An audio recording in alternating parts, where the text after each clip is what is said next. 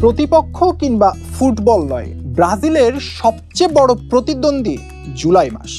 কারণ এই মাসটি সেলেসাওদের জন্য মোটেও সুখকর নয়। কেন যেন জুলাই এলেই ছন্দ হারিয়ে ফেলে একসময় শৈল্পিক ফুটবল খেলা দলটি। তাই তো জুলাই মাস এলেই আক্ষেপে পড়তে হয় ব্রাজিলিয়ান সমর্থকদের। মনে পড়ে যায় মর্মান্তিক ও লজ্জাজনক স্মৃতির সেই দিনটির কথা। 2014 সালের 8 জুলাই বেলো হরিজোন্তে স্টেডিয়ামে লড়াইয়ের জন্য প্রস্তুত হেক্সা জয়ের বড় স্বপ্ন নিয়ে আসা স্বাগতিক ব্রাজিল। সেমিফাইনালে ব্রাজিলের প্রতিপক্ষ জার্মানি। ম্যাচের আগে সবার বিশ্বাস ছিল জার্মানদের সহজেই উড়িয়ে দিয়ে ফাইনালে যাবে সেলেসাওরা।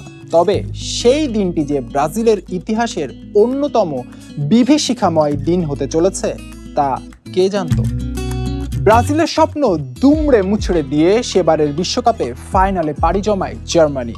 আর তা এমনভাবেই যে হা হুতাশ করারও সুযোগ ছিল না স্বাগতিক দেশটির 20 কোটি মানুষ আর বিশ্বজুড়ে কোটি কোটি সমর্থকদের। 29 মিনিটের মধ্যেই অবিশ্বাস ভরা চোখে সবাই দেখেছিল ব্রাজিলের জালে 5-5টি গোল।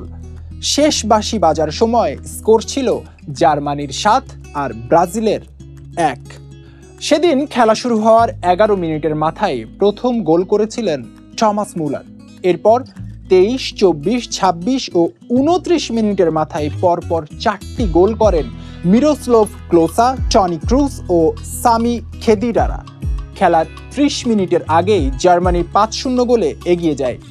বিশ্বকাপ ইতিহাসের কোনো সেমিফাইনালের প্রথমার্ধে 5 গোল হয়নি। ম্যাচের দ্বিতীয়ার্ধে জার্মানি গোল করেছিল 2টি আর হজম করেছিল মাত্র 1টি গোল। ব্রাজিলের হয়ে একমাত্র গোলটি করেছিলেন অস্কার।